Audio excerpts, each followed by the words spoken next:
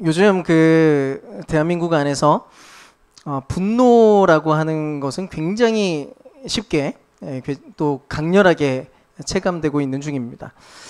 제가 조사를 해봤는데 우리나라에서 분노 조절 장애 진단이 최근 5년간 15% 정도 증가했다고 하고요. 친밀한 관계 안에서의 살인 미수와 또 폭력 사건만도 연간 500건에 육박한다고 합니다. 실제로 묻지마 범죄, 혐오 범죄, 보복 운전 등등 요즘에 우리가 계속 보게 되는 것들이 이제 즉각적인 분노가 이렇게 공공장소에서 마구마구 이렇게 표출되는 그런 장면들을 우리가 때때로 목격하곤 하고요. 또 온라인 세상으로 가보면 그 정도는 훨씬 더 분명하게 드러나게 됩니다. 익명의 가면 뒤에 숨어서 서로에게 저주와 비난을 이렇게 막 쏟아붓는 일들이 계속해서 벌어지고 있으니까요. 어쨌든 오늘 우리가 좀 다루려고 하는 죄성은 치명적인 죄성이 분노인데 재미있는 거는 이제 그동안 우리가 살펴봤던 죄들은 어느 정도 좀 가면을 쓰고 있거나 교묘하게 이렇게 발견되는 그런 경향이 좀 있었는데 이거는 사실 찾는 수고를 그렇게 많이 할 필요가 없습니다. 잘 보여요. 꽤나 투명한 편입니다. 일단 분노 자체가 그 정체를 감추는 것 자체가 일단 굉장히 힘든 내용이기 때문입니다. 분노의 감정이 이렇게 딱 드는 순간 얼굴이 일그러지거나 말투가 거칠어지거나 얼굴 색깔이 변한다거나 혹은 목소리가 일단 격앙되곤 하니까 이거를 이제 뭐 이렇게 잘 파악하지 못하거나 숨기는 것 자체가 좀 어려운 거죠. 그래서 특히 이제 주변 사람들이 이 분노에 대해서는 쉽게 감지하게 되는데 이 분노를 우리가 잘 다루어내지 못하고 이거를 잘못된 방식으로 표현되기 시작하면 상당히 즉각적인 파괴 효과를 경험하게 됩니다. 기본적으로는 누군가에게 상처를 입히기 때문에 인간관계가 항상 무너지게 되어 있고요. 또 심지어는 자기 자신의 인간성도 계속해서 훼손되어지는 그런 일들이 벌어지게 됩니다. 그래서 우리가 이 분노라고 하는 감정을 또 이런 죄성에 대한 문제들을 잘 다룰 필요가 있는데 이제부터 이 위험하고도 또 강렬한 감정인 분노의 정체부터 일단 파헤치고 그 원인을 진단해보고 또 복음 안에서 우리가 어떤 식으로 이것을 다루어야 되는지에 대해서 함께 배우는 시간이 됐으면 좋겠습니다. 그렇다면 일단 먼저 우리가 확인할 건 이거예요. 우리는 대체 왜 어쩌다가 분노를 느끼게 되는 걸까요? 일단 확실히 짚고 넘어갈 부분이 있는데 이래나 저래나 우리가 분노를 느끼는 데에는 실제로 그럴만한 이유가 있기 때문입니다. 그러니까 우리가 분노하는 게 그냥 생뚱맞게 한다기보다 충분히 분노할 만한 이유들이 존재한다는 거죠. 어쨌든 우리가 살고 있는 세상은 정상이 아닙니다. 우리가 성경 안에서 기독교적 세계관 안에서 확인하게 되는 것은 이 세상은 뭔가 지금 잘못되어 있다는 거예요. 하나님은 세상을 다 만들고 심히 좋았더라 라고 이야기를 하셨는데 현재 우리가 실질적으로 경험하고 있는 이 세상은 죄로 인해서 완전히 뒤틀어지고 깨어진 모양을 하고 있다는 겁니다. 그래서 우리가 여러 부분에서 계속해서 느낄 수밖에 없어요. 이건 아닌데? 잠깐 이건 아니잖아 라고 하는 것들을 계속해서 우리는 목격하고 감지하고 느끼게 되어 있습니다. 계속해서 우리는 모순을 발견하고요. 부조리를 발견하고요. 부정의를 발견합니다. 성실하게 땀을 흘리는 사람들이 정당한 대가를 받는 것보다 오히려 불법과 편법을 사용하는 사람들이 훨씬 더 큰 이득을 차지하게 되는 것들을 우리는 계속해서 봅니다. 그런 모습을 보면서 마음에 생각이 드는 거예요. 이건 아니지. 잠깐 이건 뭔가 잘못됐잖아. 억울한 일을 당해도 하소연할 수가 없고 상식이 통하지 않는 사회의 민낯을 우리는 계속해서 봅니다. 그걸 볼 때 그런 생각이 또 듭니다. 최근에 미국에서 한국인 노동자의 손과 발에 쇠사슬이 채워지는 장면을 보면서도 느꼈습니다. 이건 아니잖아. 잠깐 이건 아닌데. 우리는 보통 무언가 잘못되었다라고 느낄 때, 즉 정의가 훼손되었다고 느낄 때, 감지될 때 분노의 감정이 솟아오릅니다. 그러니까 우리가 이 깨어진 세상 한가운데, 그러니까 부조리, 부정의, 모순, 온갖 것들이 혼란하게 가득한 이 세상을 우리가 살아가는 동안 당연히 이런 감정을 느끼는 것은 너무 자연스러운 일인 거죠. 자연스럽게 그렇게 느낄 수밖에 없다는 거예요. 오히려 이런 면도 있어요. 잘못된 상황이 계속해서 이렇게 나오고 있는데 상황이 너무 잘못됐는데도 불구하고 분노의 감정을 전혀 못 느끼는 사람이 있다면 그 사람이 오히려 그 내면에 굉장히 큰 문제가 있을 가능성도 높습니다. 어쨌든 깨어진 세상에는 구조적인 면에서만 이제 분노를 일으키게 되는 것도 아니고요. 오히려 각 사람의 마음 상태가 훨씬 더 많이 깨어져 있습니다. 그러니까 구조만 깨진 게 아니에요. 모든 사람의 마음이 깨져 있어요. 그래서 우리의 분노는 매우 일상적으로 그리고 매우 자주 계속해서 발생할 가능성이 높아요. 길게 줄을 서 있는데 누군가가 새치기를 해요. 예, 화가 나죠. 주차장에 어떤 차가 주차선 2개에 걸쳐가지고 주차를 해놨어요. 내 차가 주차할 자리가 없네요. 화가 납니다. 어떤 차는 주차장에 지나가기 힘든 자리 통로에다가 딱 떡하니 대놓고 그냥 사라졌어요. 이건 아니지라고 하면서 화가 납니다. 또 불친절한 말을 듣거나 모욕적인 말을 들을 때도 마찬가지고요. 우리가 그런 여러 가지 깨어진 현실 한가운데서 발생하는 여러 것들을 경험하면서 화가 안 나는 것은 어려운 일이고 사실 그게 너무 당연한 일이라는 거예요. 왜요? 아무리 봐도 잘못되어 있다는 생각이 드니까. 깨어진 세상을 살아가는 동안 우리는 수없이 많은 분노의 감정을 경험할 수밖에 없고 오늘도 내일도 매순간 우리는 경험할 수밖에 없습니다. 바로 이게 분노를 일으키는 참 안타깝지만 너무나 당연한 외부적인 요인이에요. 근데 여기까지 들으시고 아 그래 역시 세상은 화날 만한 세상이네. 아, 나는 화내는 게 당연한 거야. 정당한 거지. 내가 특별히 화가 많은 게 아니야. 이렇게 생각하시면서 이제 이렇게 괜찮다고 생각하시고 넘어가시면 안 됩니다. 이제부터 더 집중을 해야 되는데요. 왜냐하면 아무리 그래도 모든 분노의 감정이 전부 다 정당하고 전부 다 자연스러운 것은 아닐 가능성도 꽤 높기 때문입니다. 아까 말했던 것처럼 우리가 깨져 있어요. 자, 아까 분노하는 이유가 뭐라고 했어요? 정의가 훼손되었고 뭔가 잘못됐다고 여길 때 우리는 분노한다고 했어요. 근데 만약에 내 안에 자리 잡고 있는 내가 생각하는 정의와 내가 생각하고 있는 올바름이라고 하는 개념 자체가 뭔가 왜곡됐거나 잘못됐다면 어떨까요? 근데 실제로 우리 자신이 깨어져 있다고요. 인정해야 됩니다. 우리 내면에서 작동하고 있는 정의로움, 우리 내면에서 정해놓은 올바름이라고 하는 것도 상당 부분 왜곡되어 있다는 거예요. 그래서 이런 일이 벌어져요. 저는 왜 화내지 싶은데 화를 내고 있어요. 화를 낼 상황이 사실은 전혀 아닌데 화를 낼 수 있습니다. 분노할 필요가 전혀 없는 상황인데 분노를 할 수도 있어요. 그런 일들이 우리에겐 비일비재하게 벌어집니다. 어떤 사람은 나를 보고 그렇게 생각할 수 있는데 또 어떤 사람이 나는 또 다른 사람을 보면서 그렇게 생각할 수 있어요. 왜요? 서로의 기준이 너무 다 달라요. 여러분 그래서 우리가 알고 보면 분노의 가장 큰 원인은 외부적 요소가 아닐 수도 있습니다. 오히려 우리 내면에서부터 진행되고 있는 내 안에 있는 왜곡된 해석 때문일 가능성이 높은데요. 사실 이것도 그 점검해보면 굉장히 다채로운 내용들이 나오는데 딱 3가지만 나누어서 생각을 해보겠습니다.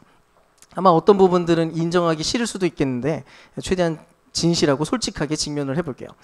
자, 내면적 원인인데요.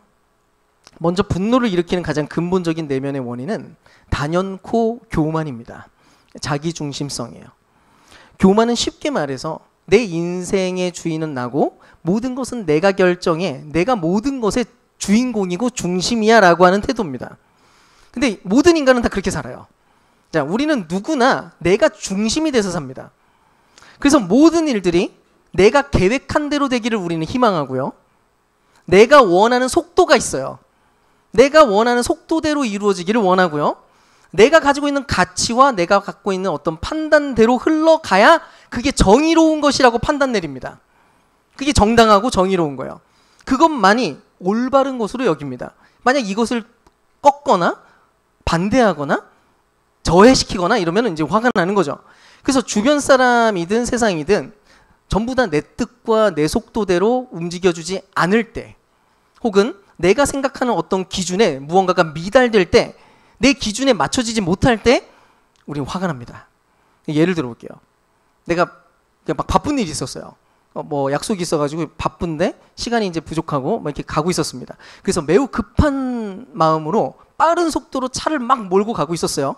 근데 앞차가 규정 속도를 너무 잘 지키는 거예요. 속도를 철저하게 지키고 가고 있어요. 그 너무 느리게 보이는 거죠. 사거리를 빠르게 통과하고 싶었어요. 근데 이 차가 신호가 주황색이 되자마자 밟고 지나가지 않고 바로 멀리서부터 멈춰가지고 딱 쓰는 겁니다. 지연됐어요, 속도가. 이때 앞차는 잘못한 게 하나도 없어요. 앞차는 말 그대로 그 교통법규를 지키고 그대로 안전하게 도로 위에서의 온전한 정의를 그는 이루고 있었습니다. 근데 내 기준과 내 상황에 적합하지 못한 차, 이 차는 내 기준에 지금 한참 미달된 상태예요. 화가 나는 거예요. 열받습니다.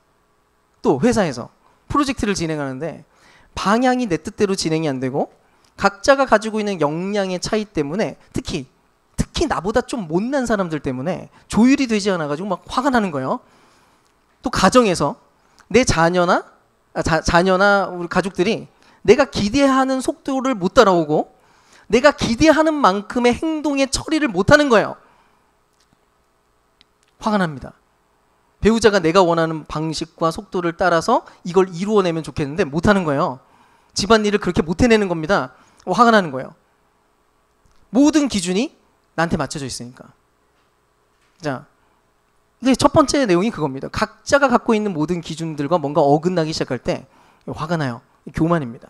두 번째 내면의 원인은요, 잘못 형성된 정체성 때문인데요. 특히 열등감이 가장 큽니다. 분노 안에 숨겨진 그 어떤 뇌관가도 같은 게 이제 열등감이에요. 평소에는 아무 문제가 없었어요.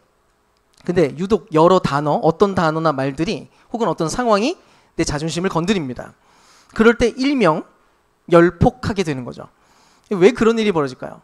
우리의 정체성이 왜곡되어 있어서 사소한 말과 눈빛들이 사실은 아무 의미가 없는 그럴 의도가 아닌 것들이었는데도 불구하고 그것이 의도가 되어서 나한테 꽂히기 시작합니다.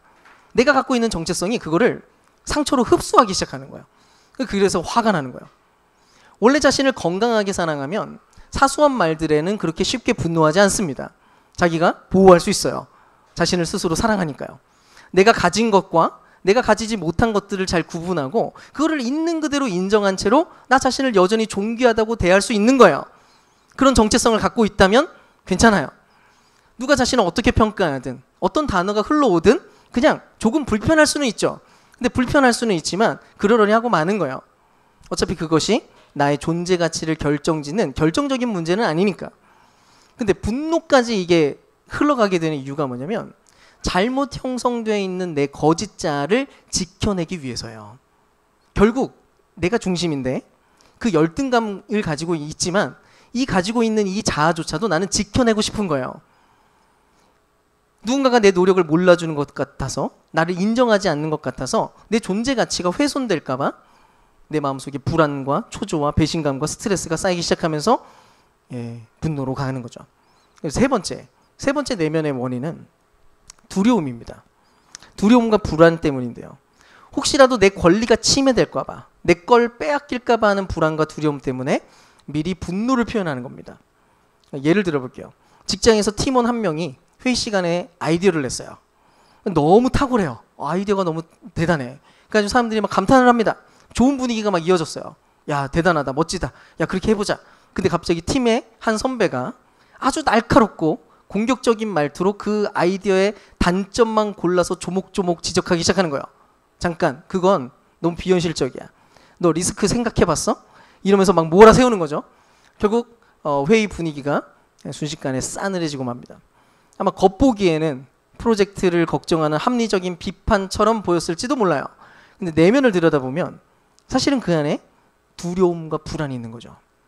저 후배가 인정받으면 선배로서의 내 입지가 줄어들지 모른다는 두려움. 저 프로젝트에 자원이 집중되기 시작하면 내가 해온 것들에 대해서는 그 프로젝트가 혹시 뒤로 밀려날까 봐 하는 두려움. 내가 쌓아온 경험과 방식이 낡은 것 취급당할까 봐 하는 두려움. 결국 이 선배가 자기 것을 빼앗길까 봐 오는 불안 때문에 결국 분노하게 된 거고요. 그래서 방어적인 선제 공격을 했던 것뿐인 겁니다. 그런 일들은 뭐 굉장히 비일비재합니다. 내면 안에 이런 것들이 이제 있는데 이 모든 것들을 하나로 묶게 되면 결국 이 모든 것은 자기중심성인데요. 근데 이 핵심, 영적 원인의 핵심은 뿌리는 결국 하나님을 신뢰하지 못하는 데 있습니다.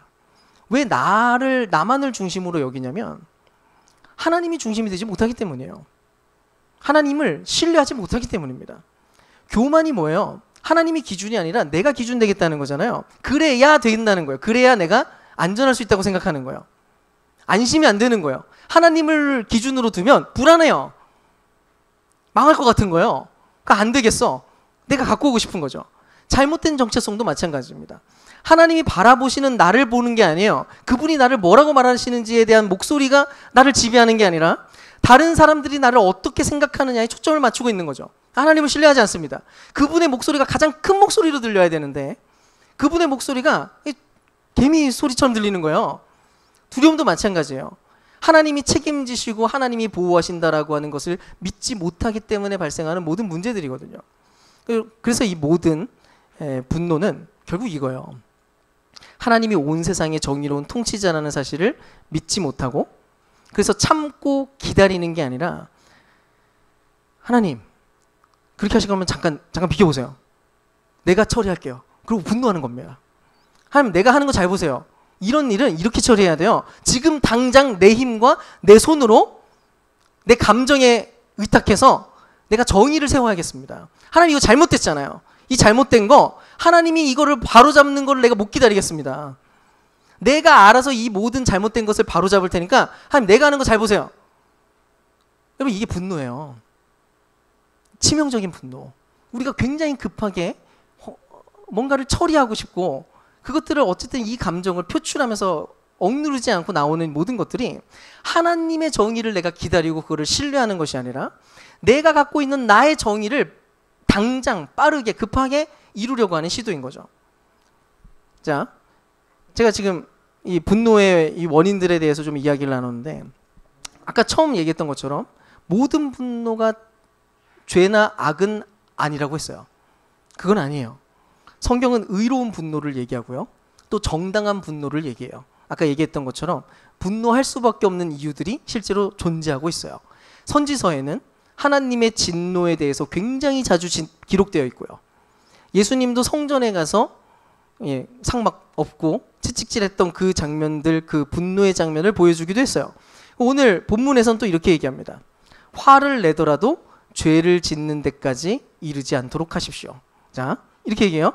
화를 내더라도 죄를 짓는 데까지 이르지 않도록 하십시오.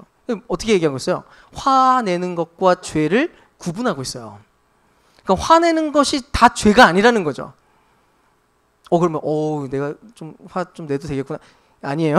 자, 그래도 이해를 똑바로 할 필요가 있어요. 화를 내더라도 죄를 짓지 않을 수 있어요. 그래서 토마스 아퀴나스는 분노에 대한 탁월한 정의를 내렸는데 원래 분노는 하나님께서 주신 거룩한 감정이고 잘못된 것을 바로잡으려고 하는 열정이다라고 올바르게 설명했어요. 자, 분노가 뭐라고요? 잘못된 것을 바로잡기 위한 열정. 하나님이 주신 그래서 거룩한 감정으로 쓸 수 있는 굉장히 좋은 연료라는 거예요. 인간은 원래 분노할 수 있다는 거예요. 근데 이거를 바르게 쓸 수도 있다는 거예요. 이렇게 쓴다면. 그래서 어떤 면에서는 하나님은 우리가 주님처럼 분노하기를 원하세요. 여러분 계속 말했죠. 우리는 분노할 수밖에 없어요.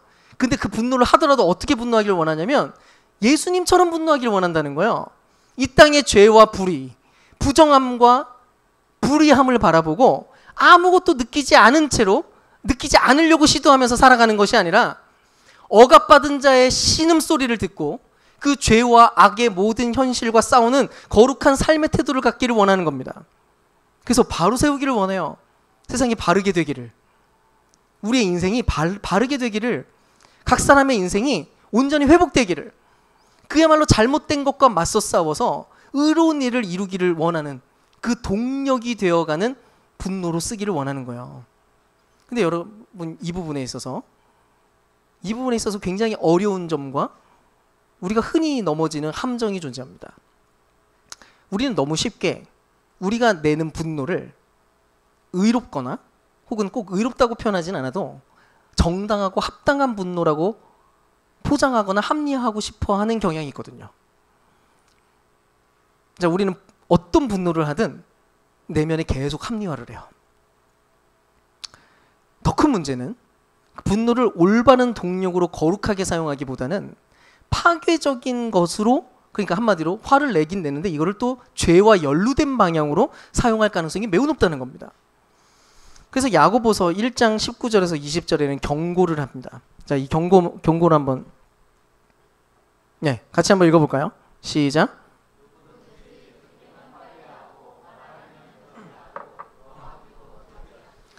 노하는 사람은 하나님의 의를 이루지 못하기 때문입니다. 아멘. 또 예수님은 또 뭐라고 했냐면 형제에게 노하는 자마다 심판을 받게 될 거다라고 이야기를 했어요. 자, 화가 나는 건 화가 나는 건데 감정이 올라오는 건 상관없어요. 근데 이거를 형제한테 가가지고 풀어버리거나 갑자기 말을 해버리거나 그 노를 발해버리면 문제가 생긴다는 거예요. 어쨌든 예수님의 의부는 공격적이지도 않았고 목적과 방향이 뚜렷하고 끝까지 자기 통제 안에서 이루어진 분노였고요. 그 분노의 동력으로 결국 자기 자신을 십자가 위에 내어주는 사랑을 이루시는 모양이었다는 사실을 기억할 필요가 있습니다. 그래서 이제 우리에게 필요한 게 있어요. 자, 분노를 분별하셔야 됩니다. 자, 우리는 계속 분노할 거거든요. 감정이 올라올 거예요. 근데 그 감정들을 우리는 계속해서 다루고 분별해야 돼요. 내 안에 떠오르는 모든 분노의 감정과 반응이 과연 정당한 반응인 건지, 그리고 정당한 반응으로서의 감정인 건지, 또 이것이 어떻게 치명적인 죄성인 분노로 연결되지 않을 수 있을 것인지를 분별할 필요가 있다는 거죠. 첫 번째 시금석이 있는데요. 그게 뭐냐면 분노의 타이밍입니다. 자, 정당한 분노가 아닐 때는 어떤 일이 벌어지냐면 경솔해져요. 근데 정당한 분노는 절대로 경솔하지 않습니다. 충분히 상황을 파악하고 숙고한 뒤에 나오는 신중한 반응이에요. 자, 잘 들으세요. 분노하면 원래 바로 폭발하거든요. 근데 우리가 올바른 정당한 분노라고 말할 수 있는 건 뭐냐면 신중한 반응이어야 돼요. 깊이 고민하고 신중한 반응으로. 그래서 야고보서 1장 19절 아까 뭐라고 했냐면 듣기는 빨리 하고 말하기는 더디하고 노하기도 더디하다라고 얘기했어요. 근데 죄된 분노는 사실 확인과 진리에 대한 이해에서부터 시작되지 않습니다. 자, 제대로 된 분노는 진리를 파악해요. 진실을 이해해요. 그러고 나서 분노하는 거예요. 진짜 정당한 분노. 근데 그게 아니라 사실 파악이나 그런 거 상관없어요. 내 기분과 감정에 따라 있어요. 즉각적이고 충동적으로 나옵니다. 분명히 말하지만 즉각적으로 충동적으로 나오는 모든 것들은 그냥 정당하지 않은 것으로 보시면 돼요. 이럴 때는 그래서 보통 짜증의 형태로 표현됩니다. 급히 나오는 것들 대부분이 짜증으로 나와요. 특히 충동적으로 분노가 올라오고 기분이 망쳤어요. 이제 짜증이 섞인 모양으로 온갖 모든 사소한 말들과 행동들에 이 짜증과 화가 섞여서 나오는 거예요. 막 강렬하게 막 화가 나오는 것만 잘못이 아닙니다.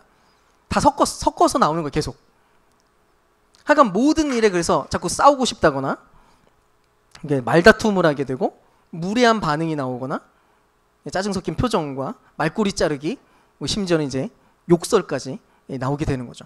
아무튼 이제 이 첫 번째 시금석이 이거예요. 너무 일찍 분노하진 않는가.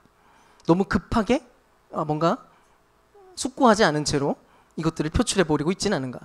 그렇다면 그거는 잘못된 분노라는 거예요. 두 번째, 분노의 표출의 강도의 문제예요. 상대방의 작은 실수나 작은 잘못에 대해서 너무 과도한 반응을 보이는 건 아니냐는 겁니다. 자, 이 반응이 정당한 반응이고 신중해서 정당하게 올바른 방향으로 나오면 괜찮은데 이것이 너무 더 심하게 과도하게 표출될 때, 전형적으로는 고함을 지르거나 문을 세게 꽝 닫는다거나 뭐 이런 식으로 하는 우리가 흔히 알고 있는 분노 폭발, 감정 폭발의 현장이에요. 그게 이제 과도한 거죠. 운전하는데 누가 끼어들고 축구하는데 막 심판이 잘못된 판정을 내려서 억울해지고 누가 내 앞에서 새치기를 하거나 무례하고 이기적인 사람들을 만났다고 칩시다. 자, 이럴 때에는 당연히 화가 날 만한 상황이에요. 화가 어떻게 안 나요? 화가 날 만한 상황이죠. 운전하는데 정말 위험해져가지고 내가 위험해서 다칠 뻔했어요. 화가 어떻게 안 나요? 잘못된 거니까요. 정상이에요. 화가 올라오는 감정 자체는 정상이에요. 너무나 자연스러운 거예요. 이거를 억누르라고 말하면 안 돼요. 이건 당연한 거니까요. 근데 여기서 문제가 되는 거는 그 표현이 어느 수준이었냐는 거예요. 자, 화가 났어요. 다시 말하지만 의롭고 정당한 분노는 문제 해결을 위한 적절한 수준의 에너지로 전환되고 사용돼서 회복을 이루어야 돼요. 그래서 어떻게든 그 힘으로 사람이 세워져야 되고요. 사랑이 이루어져야 돼요. 놀랍게도 분노라고 하는 감정으로 사랑을 이룰 수 있어요. 하나님이 기뻐하시는 원래 정의로운 상태로 회복시키기 위한 노력을 하게 돼 있다고요. 그게 정당한 분노 사용법이에요. 근데 부적절한 분노는 상대를 파괴하고 제압하려고 하는 목적을 갖게 됩니다. 그래서 문제의 크기와는 상관없이 너무 급격하고 통제되지 않은 형태를 띌 수밖에 없어요. 그래서 소리가 막 질러지고 이제 막 하게 되는 거죠. 그러니까 확실한 거는 우리가 어떤 방식으로 화를 표현하든 그 강도가 너무 파괴적일 정도가 되면 그러니까 자신이 보기에도 자기 감정이 심각하게 무너질 정도의 파괴성, 내 주변에 있는 사람들이 망가지고 힘들어질 만큼의 파괴성, 그렇게 되면 이미 그 자체로는 정당한 분노가 되지 못하게 돼버립니다. 세 번째요. 세 번째 시금석은 분노하는 기간에 있어요. 자, 어쩌면 이게 가장 중요한 분별 기준일 수도 있는데요. 에베소서 4장 26절에서 27절은 이렇게 얘기해요. 해가 지도록 노여움을 품고 있지 마십시오. 악마에게 틈을 두지 마십시오. 자, 뭐라고 얘기해요? 해가 지도록 노여움을 품고 있지 마세요. 그러면 어떤 일이 벌어지냐면 악마에게 틈을 보이게 된대요. 정당한 분노가 올바른 회복을 지향한다고 했어요. 그래서 감정 자체를 오래 남겨두지 않습니다. 감정은 빨리 제거하고 감정에 집중하는 게 아니라 회복에 집중하는 거예요. 감정은 그래서 점점 사그라들기 시작해요. 왜냐면 이거에 계속 몰입하고 있지 않으니까요. 왜? 결국은 사랑을 추구하는 거니까. 아무리 분노가 있어도 그 분노를 바꾸어서 사랑의 동력으로 어떻게든 변화시키려고 시도하는 거예요. 근데 죄된 분노는 마음속에 쓴뿌리, 한마디로 이거예요. 원한을 남기게 돼 있어요. 자, 죄된 분노는 원한을 남겨요. 쓴뿌리가 생겨요. 누군가나 어떤 집단에게 화가 났어요. 화가 날 수 있어요. 화가 나는 상황이 오면 화가 나죠. 근데 이 화가 다음 날이 되어도 몇 날이 되고 몇 달이 되고 막 며칠이 되어도 분한 마음을 그래서 계속 곱씹으면서 막 이 감정을 막 계속해서 이렇게 돌리고 있는 거예요. 복수의 칼날을 막 계속 가는 거죠. 좀 더 평범하게 표현하자면 비협조적이거나 아니면 경멸적인 태도로 상대방의 기분을 어떻게든 좀 망쳐주고 싶고 은근히 콕콕 찌르는 방식으로 이 사람한테 그런 식으로 상대하고 싶은 거예요. 분노를 아주 은근히 표현하는 것도 가능합니다. 아주 오랜 기간 동안. 하여간 어느 정도는 이게 그 기간을 오래 가지면서 수동적인 분노의 표현 형태라서 스스로 인지 못할 수도 있는데요. 근데 이렇게 분노하는 시간이 길어진다는 것은 이 분노가 그 자체로 현재 정당한 분노로 지금 사용되지 못하고 있는 증거가 됩니다. 성경에 따르면 하루가 지날 때까지 남겨두는 순간 우리는 마귀에게 틈을 보이는 꼴이 되는 것이고요. 결국 분노가 만들어내는, 분노라고 하는 게 지금 치명적 죄 7가지 대죄 중에 들어가 있는 이유가 뭐냐면 모든 7가지 대죄는 머리가 되는 죄예요. 이것이 모든 죄를 파생시킵니다. 다음 날까지 남겨두면 이 분노는 반드시 더 크고 심각한 파괴성을 가진 죄의 열매를 맺고 말아요. 여러분 아마 이쯤 되면 어느 정도는 그래도 좀 깨달으셨을 것 같은데 우리가 가진 분노 중 아마 99%? 적어도 95% 이상은 죄된 분노일 가능성이 높습니다. 그래서 우리는 이 분노를 적절히 다루어내는 훈련이 필요해요. 그러면 어떻게 할까요? 이 분노를 어떻게 다룰까요? 사실 그동안 기독교 안에서는 분노라고 하는 이 감정을 사실 굉장히 잘못 다루어온 게 사실입니다. 누가 화가 난 옆에서 너무 화가 나. 화가 난다고 말만 해도 예수 믿는 사람이 화내면 안 되지. 화내면 안 돼. 무조건 참아야 돼. 화내지 마. 참아. 이랬어요. 근데 여러분 분노를 다스린다라고 하는 거는 의지력의 문제가 아니에요. 그 불가능합니다. 억지로 참으려고 막 얘기를 하고 다짐을 해도 이게 쉽게 되는 게 아니거든요. 이건 특별한 영적 근육이 길러지지 않고서는 불가능한 영역이에요. 그리고 무엇보다도 감정 그 자체는 죄가 아니에요. 그래서 감정 그 자체를 매우 진실하게 다룰 필요가 있어요. 그래서 이제 차근차근 분노를 다스릴 수 있는 영적 근육 트레이닝을 좀 제안해 보겠습니다. 일단 훈련의 첫 단계는 나의 분노를 정직하게 아는 것부터 시작해요. 자, 이번 주에 제가 이 설교를 준비하면서 저 혼자 열심히 제 안에서 이 분노 트레이닝을 좀 하긴 했는데 쉽지는 않지만 하면서 굉장히 의미는 좀 있었습니다. 우리는 화가 나는 순간 100% 정당하다고 확신을 해요. 화가 나는 순간 내 내면을 돌아보니까 저도 그래요. 내가 화가 나는 순간이 오면 이건 당연한 거야.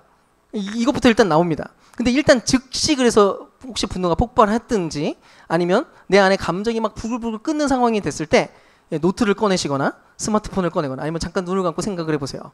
몇 가지를 어쨌든 적어보는 게 좋습니다. 1번, 자, 팩트를 적어보세요. 팩트. 지금 무슨 일 때문에 내가 화나는지 실제 사실을 그냥 거기다 진술해보는 거예요. 뭐가 어떻게 됐다. 내가 운전을 하는데 난 빨리 가고 싶었는데 이 자식이 앞에서 브레이크를 밟았다. 이게 써요. 2번, 그때 내 마음에 스쳐간 생각을 솔직하게 적어보는 거예요. 나를 무시해? 내가 빨리 가야 되는데 나를 방해해? 내 계획이 틀어졌잖아. 이런 실제로 내가 왜 화나는지에 대한 이유를 내가 직접 써보는 거예요. 그리고 3번, 그래서 내가 얼마나 화가 났는가 1번부터 10번까지 써보는 거예요. 제일 별로 화가 심하게 안 났어요. 1번. 머리 끝까지 화가 났어요. 10번. 쓰는 거죠. 이걸 그냥 꾸준히 기록만 해보세요. 일단 내가 화날 때마다 뭐 때문에 화났고 어떤 이유 때문에 화났는지 그걸 보면 내가 어떤 방식의 분노에 취약한지 어떤 문제가 나를 분노하게 만드는지를 내가 계속해서 발견하게 됩니다. 그리고 하루 뒤에 좋고 또 일주일 뒤에도 좋습니다. 그 노트를 다시 한번 열어보는 거예요. 그러면 아마 놀라운 거를 깨닫게 될 텐데 대부분은 당연하고 정당한 게 아니라 내가 했던 모든 거의 대부분의 분노는 내 안에 교만함이나 혹은 열등감 혹은 두려움과 불안 때문에 그런 지극히 사소한 이기적인 이유들 때문에 내가 분노하고 있다는 사실을 내가 발견하게 됩니다. 거의 대다수가 그런 분노라는 걸 알게 돼요. 직면하게 되는 거죠. 나라는 존재를. 하여간 내가 느끼는 분노들을 객관적으로 분별하는 것이 변화의 첫걸음입니다. 그리고 나서 특히 내가 언제 분노하게 되는지 그 패턴들이 이제 분별되기 시작하면 분노가 폭발하기 전에 이 분노가 이제 올라올 때 이거를 제동 거는 훈련을 좀 할 필요가 있어요. 그래서 두 번째 단계가 거룩한 멈춤이라고 부르고 싶은데요.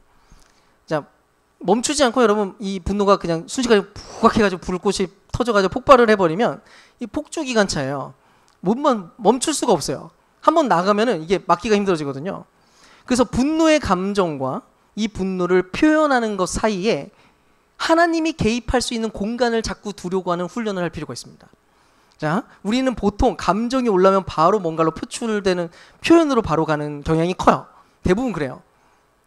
의도적인 훈련이 필요해요. 감정이 올라올 때 멈추는 겁니다. 바로 욕이나 고함이 막 나오고 어떤 말이 막 나오기보다는 이것도 사실 간단한 문제는 아니지만 그래도 심호흡을 하는 거예요. 제가 이번 주에 심호흡 많이 했거든요. 혹시 집에서 막 애들이 막 이럴 때 막 하고 막 열을 세는 거예요. 그리고 무슨 상황이든 배우자와 대화를 하는 도중이든 자녀와 대화를 하는 도중이든 언성이 높아지거나 화가 나기 시작할 것 같다. 안 돼요. 자, 멈추는 겁니다. 잠깐. 차라리 대화를 중지하고 멈추는 거예요. 혹시 대화가 갑자기 약간 목소리가 격앙되는 것 같은가요? 멈추는 거예요. 갑자기 혼자 대화를 중단하기는 어려울 수도 있으니까 그때는 차라리 얘기를 하는 거예요. 내가 지금 감정을 다스려야 될 필요가 있는 것 같아. 잠깐 시간을 갖자. 얘기하면 좋을 것 같아요. 근데 이 멈춤의 시간은 단순하게 그냥 내 힘으로 분노를 멈추기 위한 시간이 아니에요. 그렇게 생각하면 안 되고 하나님을 그 안에 개입시키려고 하는 그래서 요청하는 시간이에요. 그래서 잠깐 심호흡을 하고 멈추셨다면 이제 시선을 예수님의 십자가에 초점을 맞추는 거예요. 실상 복음이야말로 분노를 해결하는 가장 강력한 열쇠입니다. 여러분 생각해 보세요. 인류 역사상 가장 부조리하고 불공정한 사건이 뭐였나요? 그게 바로 십자가 사건이에요. 아무 죄도 없었던 하나님의 아들이 온갖 거짓과 부정으로 점철된 재판장 한가운데서 온갖 불의가 다 싸매어진 채로 사형 판결을 받았습니다. 생명을 주기까지 사랑했었던 대상들, 예수님은 그들을 위해서 자기 생명을 내어주려고 그들을 찾아왔는데 그들에게 온갖 모욕과 조롱을 당하셨습니다. 얼마나 부조리한가요? 얼마나 화가 날 만한 상황인가요? 근데 예수님은 이 부조리한 현실 한가운데서 의로운 분노를 터뜨릴 수 있는 유일한 분이었어요. 그분은 진짜 의로운 분노를 터뜨릴 수 있었어요. 근데 그분이 뭐라고 기도해요? 아버지여, 저들을 사하여 주시옵소서. 지금 저들은 자기들이 무엇을 하고 있는지 알지 못하기 때문입니다. 라고 하고 멈춥니다. 마땅히 분노해야 되는 상황에서 예수님은 사람들을 미워하는 게 아니라 오히려 그들을 용서했고요. 그분은 이 모든 분노를 죄와 악을 향해 가져가시고 자신의 죽음으로 죄와 악을 이겨내기 위해서 십자가 위에서 자신을 내어 던지십니다. 여러분, 그래서 우리가 예수님의 십자가와 부활을 묵상할 때 그분이 어떤 일을 하셨고 그분이 마땅히 분노할 만한 상황 가운데서 그분이 어떤 선택을 했는지를 묵상할 때 힘이 생기는 거예요. 그분이 나를 얼마나 사랑하셨는지. 사실은 내가 그분을 진노하게 만든 장본인이에요. 우리가 죄인 중에 괴수예요. 근데 그분이 우리를 무한하게 사랑하셔서 우리를 용서하십니다. 그래서 그분을 묵상할 때 우리의 분노를 거두고 용서할 힘이 그제서야 생기기 시작해요. 그분을 진심으로 고백하고 바라볼 때. 그뿐인가요? 예수님은 억울한 죽음을 당했는데 그대로 안 끝났어요. 하나님이 그를 일으켰고요. 온 세상의 왕이 되게 만드셨습니다. 그래서 부활을 깊이 묵상하다 보면 정의를, 내가 생각하는 올바름을 내가 당장 세워야 되는 것이 아니라 하나님 아버지께서 당신의 정의를 꼭 세우신다는 것을 내가 믿게 됩니다. 그래서 내가 당장 분노로 이 정의를 세워야겠다, 이럴 필요가 없다는 것을 내가 스스로 깨닫게 돼요. 그렇지, 내가 지금 당장 분노로 정의를 세울 필요가 없는 거지. 너무 급하게 내 생각대로만 진행시켜야 될 필요가 없는 거지. 좀 억울해도 당장 해결하고 싶어도 그래도 분노로 잘못된 방식으로 하지 말고 하나님의 정의가 이루어질 것을 믿으면서 여유로운 인내가 가능해지게 거예요. 그분의 능력으로. 이거는 그분의 능력을 힘입을 때만 가능한 일입니다. 근데요, 이렇게 묵상을 하고 난 것으로만 끝내시면 곤란합니다. 자, 묵상을 했어요. 생각을 하고 멈췄어요. 마지막으로 그러면 이제 그 다음에 표출로 가야 돼요. 분노가 이끄는 원래 그 파괴적인 방향과 정반대 방향으로 저항하는 시도를 할 필요가 있는데요. 이 부분이 핵심 중 핵심입니다. 몇 가지 실제적인 예를 좀 들어볼게요. 아마 여러분이 분노 조절 훈련하기 제일 좋은 장소는 아마 도로 위라고 생각하는데, 운전만 하면 화가 나시는 분들은 저항을 이렇게 해보는 거예요. 차에 탈 때마다, 야, 주님, 제 옆에 앉아 계시죠. 안전벨트 매시고요. 기도하는 거예요. 그 존재를 인식하는 거예요. 하나님의, 예수님의 존재. 그리고 평소에는 절대로 안 하던 것도 해보세요. 제한 속도에 정확히 맞춰서 운전하기. 영적 과제로 이번 한 주간 해보십시오. 이번 한 주간은 내가 과속이 없다. 나는 과속 없는 도로 위의 신사다 하고 영적 저항을 하는 거예요. 원래 그렇게 안 살았겠지만 빨간불에 자주 걸려서 멈출 때마다 짜증을 내는 게 아니라, 주님 감사합니다. 잠깐 멈춰서 주님과 좀 대화를 나눌 수도 있겠네요. 이러면서 자주 예수님과 대화를 나누는 거예요. 내 앞에 난폭하게 끼어드는 차가 있었어요. 그거 위험했어요. 그럴 때 차를 향해서 욕을 하는 대신 그 차량을 향해서 이를 악물고 중보기도를 해보는 겁니다. 주님, 저 사람 참 위험하게 운전을 하네요. 저 차와 저 안에 있는 운전자의 안전을 지켜주시고 생명을 보호하여 주십시오. 실제로 이 기도가 진짜로 필요한 사람들이거든요. 이것 자체가 분노의 흐름을 역행하는 굉장히 강렬한 저항입니다. 우리한테는 익숙하지 않은 방식이지만 이래서 훈련의 의미가 있어요. 또 몸이 지쳐 있을 때에도 저항이 필요해요. 때로 우리의 분노는 영적인 문제라기보다는 알고 보면 지극히 육체적일 때도 많습니다. 너무 스트레스와 또 만성 피로가 우리의 인내심을 바닥나게 만들거든요. 그래서 우리의 몸에 정당한 요구를 들어주는 것도 거룩한 훈련이 됩니다. 잠이 부족하셔서 짜증이 자꾸 나시면 잠을 자세요. 시간을 내서 최선을 다해서 애를 쓰세요. 핸드폰 보지 마시고 주무세요. 운동이 부족해서 피로하시면 운동도 하시고요. 마음이 답답하면 시간을 내서 자연을 즐겨보기도 하는 겁니다. 이게 저항이에요. 혹시 다이어트를 하느라 너무 예민해지고 화가 막 잤다, 그러면 차라리 고기 한 점을 더 먹는 게 영적인 일이라는 것을 여러분 기억하세요. 또 관계 속에서 상처받을 때 보통 분노가 이끄는 방향은 곱씹기와 저주예요. 관계가 깨질 때 우리는 자꾸 곱씹고 저주를 하거든요. 반대로 하는 거예요. 저항을 하는 겁니다. 어떻게 해요? 그 사람을 위해서 기도하는 거예요. 기도를 하는 거예요. 계속. 아마 처음에는 입이 잘 안 떨어질 수도 있는데 그래서 주님께 솔직하게 기도를 하는 거예요. 마음은 분노로 가득해서 저주하고 싶습니다. 근데 주님이 사랑하라고 하시고 축복하라고 하시니 일단 말이라도 해봅니다. 그에게 구체적으로는 못하겠고 그냥 은혜를 주십시오 라고 얘기하는 거예요. 저항하는 거예요. 하여간 이런 다양한 저항의 방식을 주님 안에서 지혜롭고 창의적인 방식으로 내 안에 있는 분노들을 분별해 나가면서 조금씩 훈련해 보는 거예요. 이 말씀을 맺겠습니다. 오늘 분노에 대해서 다양한 이야기를 나눴는데 부디 분노를 올바르게 대하고 영적 근육을 우리가 계속해서 잘 만들어 갔으면 좋겠어요.